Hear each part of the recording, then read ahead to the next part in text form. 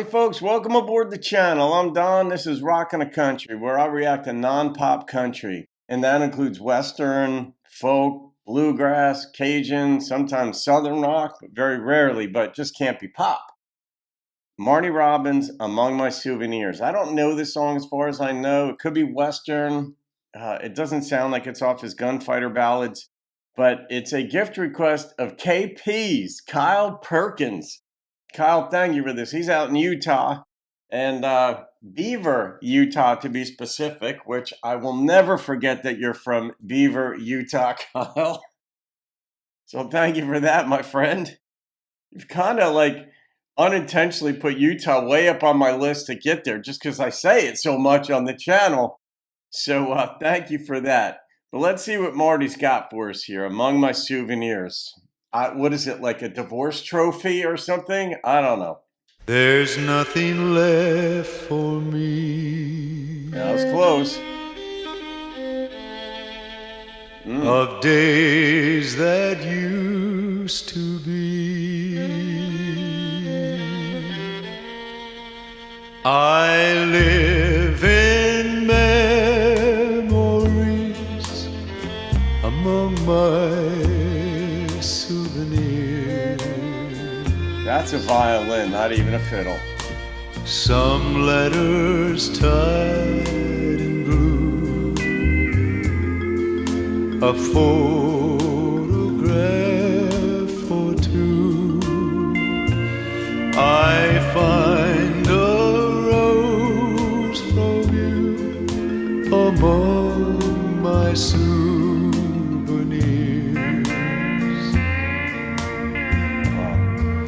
A few more tokens rest down in my treasure chest, and though they do their best to give me consolation,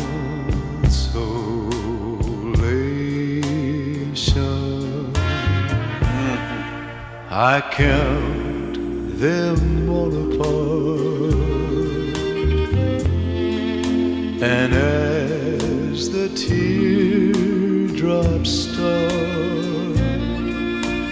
I find a broken heart among my souvenirs. It's not even in his chest anymore.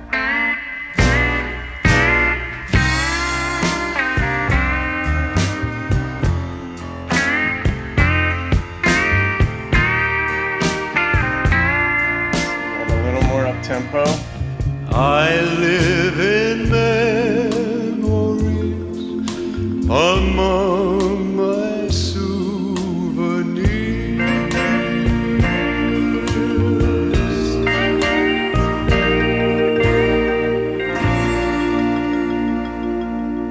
It's like a xylophone even was in that thing in the end there too. Wow, KP, that's a hell of a song right there. Yeah, I was just thinking the other day, because I do so many reactions and I read the comments, I get comments and stuff, and just I reassess what I do in any realm that I'm in, no matter, not just reactions, but life coaching and any realm. Even the way I drive, for example, you've got to stand back, take a look at the way you're thinking and processing and living out certain things and such. But I was just thinking, what turns me on about a song? And there's a lot of things about it, but I think the biggest thing that gets me, and when I was thinking of this the other day, right away I was thinking about what also gets me, say, about modern dance versus ballet. And I love the ballet. But modern dance, when it's done well, is off the charts. Like I had mentioned, Missa Brevis by Jose Limon in one of my reactions the other day. I forget which one it was.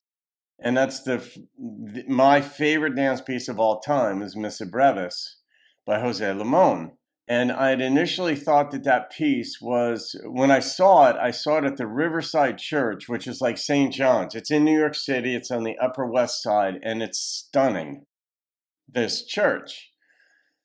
And I mean, like, way up. It's got all things and the effort and the money and all that was put into it, the columns and whatever. And this performance was there. And I actually thought that this piece, they were in sort of very simple, plain clothes. I thought it was about the resurrection of Christ.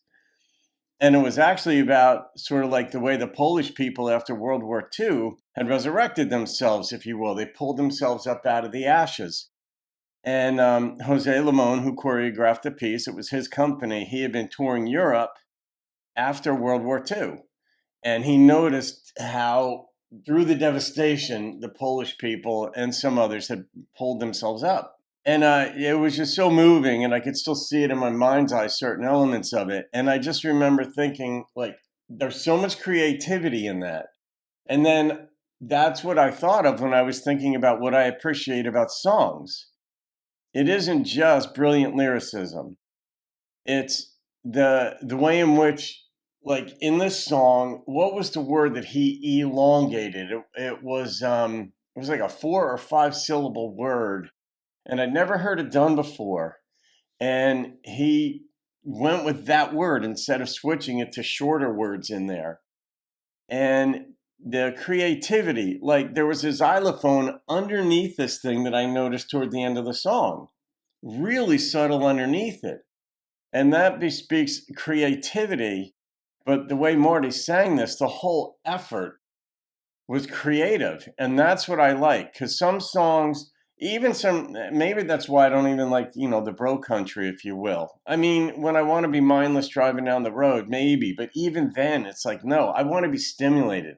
I want to see effort, a collaborative effort put into these songs. And even some songs by A-listers, songs that I love, even on the channel, and artists that I generally love, sometimes their songs aren't, they're a little flat to me, a little one-dimensional or two-dimensional, not all-encompassing.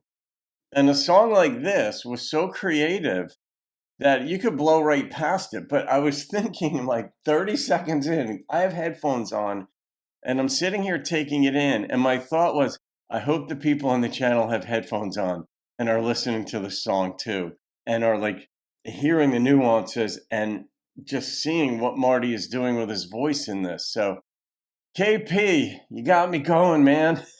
I love that. That was not a 1 or 2 dimensional song. There was a lot more going on, but the lyricism and the dissection of what it's like to go through heartbreak, that's another thing. He didn't talk about the woman. He didn't talk about what went wrong.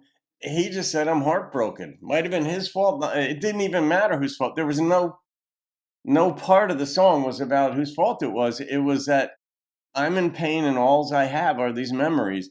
And he went through the stuff and pictures and this and that, and he found his heart in there. And that's when I commented, wow, his heart's not even in his chest anymore. And that's how much pain he's in.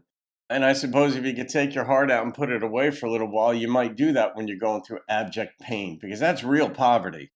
That degree of pain is just poverty, because nothing matters. Nothing has value in life anymore when you're in that much pain. From a divorce or a serious breakup or some deep loss. Nothing has value. That's poverty. All right, I'm going to rate this song, KP.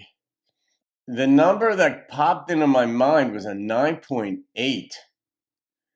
And there's so many songs. I'm going to compile a list. I'm going to do another one. Like I just did the top, 16 of the best country titles of all time. I did a video on that. From my quotes channel, I made that because I had that channel and the template in mind. I'm like, I'm going to do that for this channel.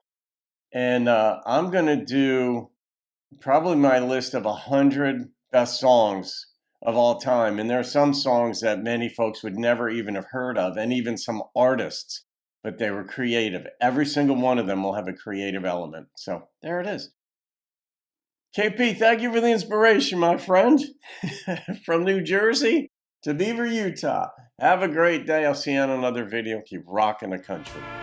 And though they do their best with me,